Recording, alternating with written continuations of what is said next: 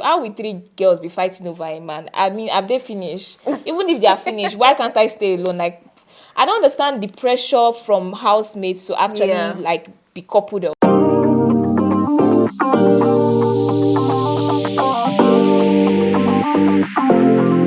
Hi guys, welcome to another episode of BB Bants with Premium Times. My name is Maki. As always, my name hasn't changed.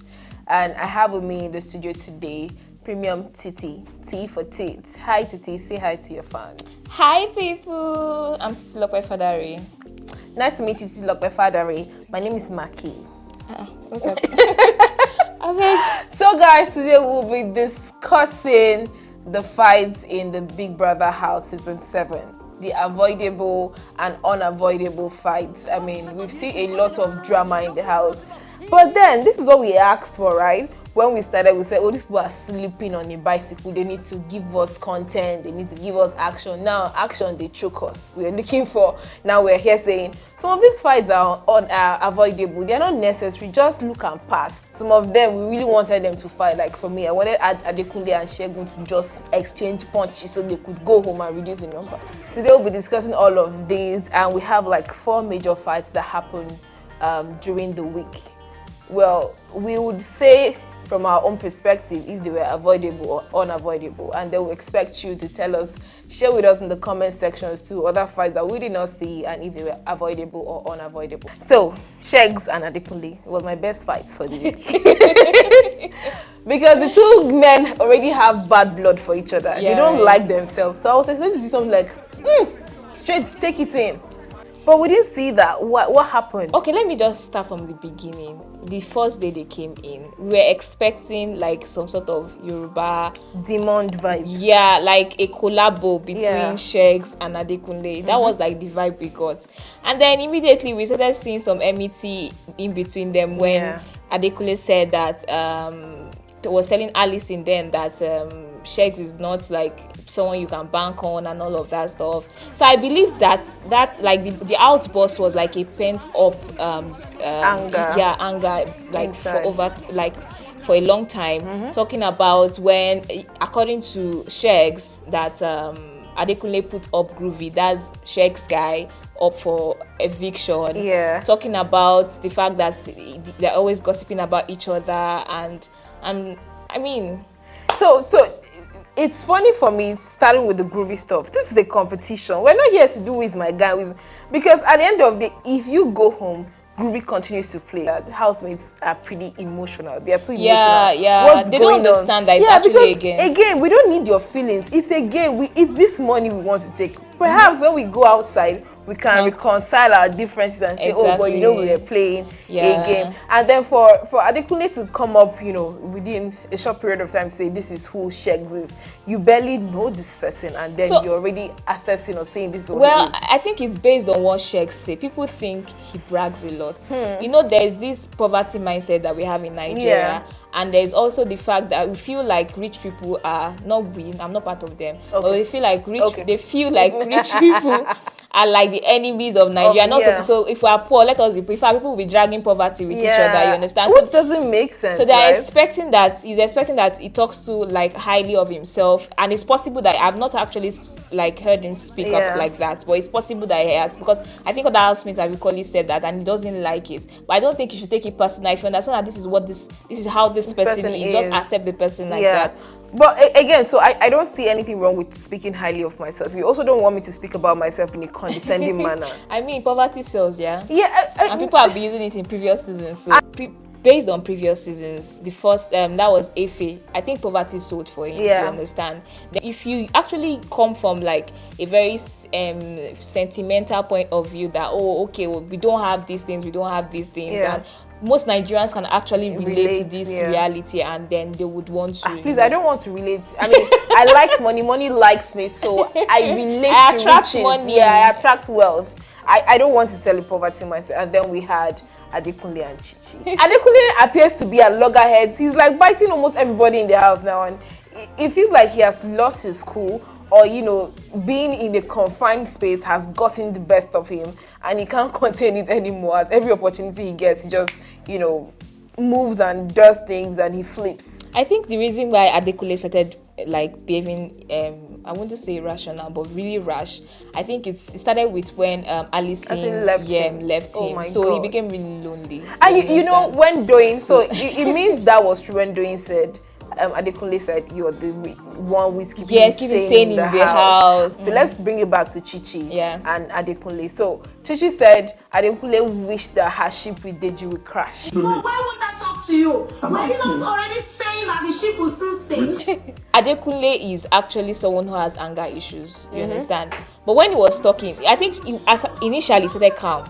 And then when he started saying, please shut up, that was when I was like, because before he said, please shut up, he kept saying... But she kept talking and talking. Yes, because she was upset, right? So, well, I feel like that fight was actually something that could have been avoided. When you know that someone is behaving like that, you should just, like, walk away. Like, because at that point when he was saying, Chichi, listen, and you're noticing that because she wanted to keep talking. But once you stop having that conversation and you move away from that situation, the matter would die. She might just start speaking to people around her again. For that fight was because of DJ, and it just does not make any sense to me. Like, so because we are not there feeling whatever they are feeling, it won't make a lot of sense to us. And even if Adekunle walked away, they are in the same space. Yeah, she probably will bump into him in the room with all her anger. That's true. And then me, as I am right now, I would never without the have emotions. A fight because of a man. Well, never say never. I would never do that. So I'm just going to say never say never. But that fight was really avoidable. And then we had the fight that had Gidifire in the middle, Diana and Rachel.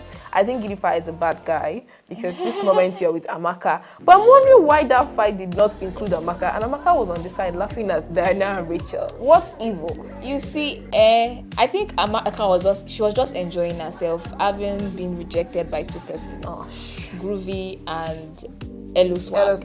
So this was like an opportunity that a guy is giving me attention. Let me just ride on it, you get, and it feels like I have like upper hand than the other girls. So it didn't make any sense too. How will three girls be fighting over a man? I mean, have they finished? Even if they are finished, why can't I stay alone? Like, I don't understand the pressure from housemates to actually like be coupled up.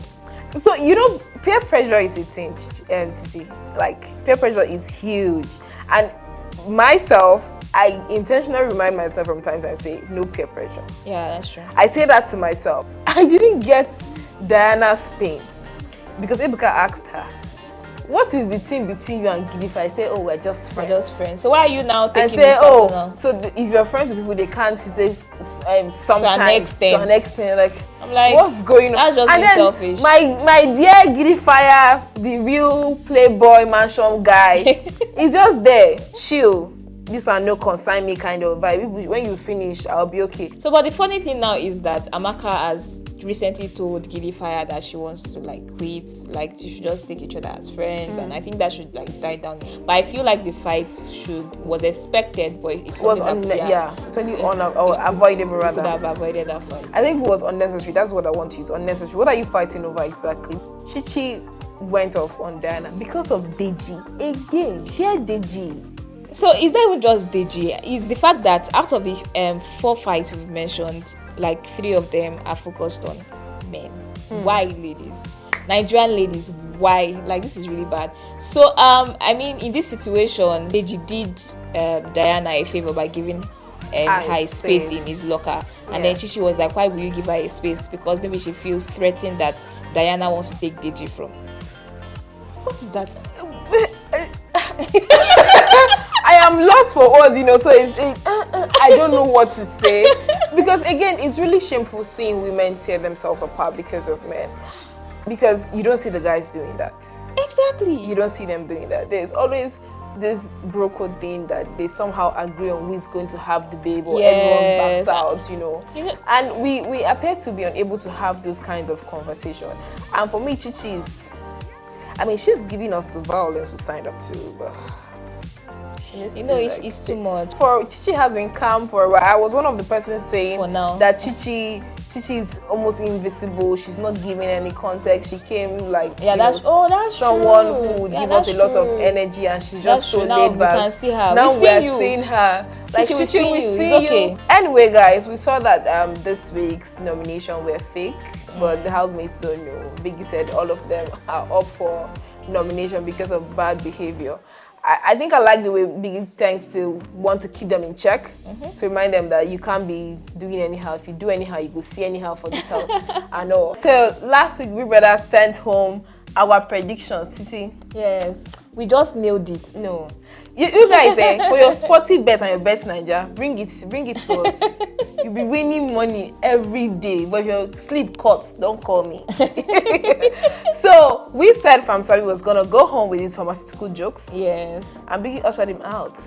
Go home now. Like we just knew. Assuming I missed that particular live program, I don't think I would have felt bad because we already knew who was going home. And then Kes. Yeah. Kes came into the house as Kes, but he left as Sir Kes. At least he went home with something. A Sir attached to his name. But we're happy to have you guys back home from Savi and Kes. To join us to watch the series just together. Join us to watch it. And because, again, they've had their spot on an international show. But Amaka, I know there was a fake nomination and all that stuff. Like considering the fact that the people who the housemate nominated the most, Adekunle, Doyin, and Chef, who do you think would have gone on? Hermes too was very well nominated by guys. I think Doyin would go home if Doyin was nominated. That's true. Because she's just there, being the manipulator she told us she's going to be. Yeah. But she's not doing a great job at doing the manipulation. Like, a lot of people would have wanted to see her put something in between Bella and Shex, because a lot of us want to test that relationship. Yes. I want to test that relationship. I think the other person that would have gone on would have been Shex because people are already tired of his game. The fact that he's always having fights with people. I think he had a fight with Elo Swagto as well. So we're tired of the whole Bella and Shex whatever. See, Bella will tell you it's the only thing they've done wrong is to love each other. And in Chichi's word, I would say it's because you don't like Gutin. That's why love will not come to you. That's what she told Adekunle, and I'm like, And I'm so happy that Chomzi became the first male head of us. I was so surprised. And Bella really... It's clap from us to you. Bella really goofed. And I was hoping Bella would get it. So while I was watching, I didn't want her to get it. No, I'm like, if Bella gets it, this we will see Assistant General Perry. Exactly. I didn't want her. I don't care the impression you had of me prior to me occupying the position of head of house. The position comes with respect. I really wanted her to do so that we could see people on their toes. Down a lot. Exactly, wanted to see people they're too comfortable. But this is where we come to the end of today's episode. I had the beautiful Titi with me discussing the avoidable and unavoidable fights. Until next time, please do not forget to subscribe, like, comment, share with us, leave us in the comment section the different fights we've seen in the house. I think we missed the Fina and Sheik, but I want you to gist me. I want the gist from you guys in the comment section. Don't go anywhere. Always stay with us because we love you and we love that you engage us so much. Until next time, I remain your beautiful host and presenter, Maki. Why are you afraid of Come and say hi. So we have 3 men behind the camera. And we have Mr. Willie. Willie was the one you saw sitting here earlier that ran away. Yes, he ran away.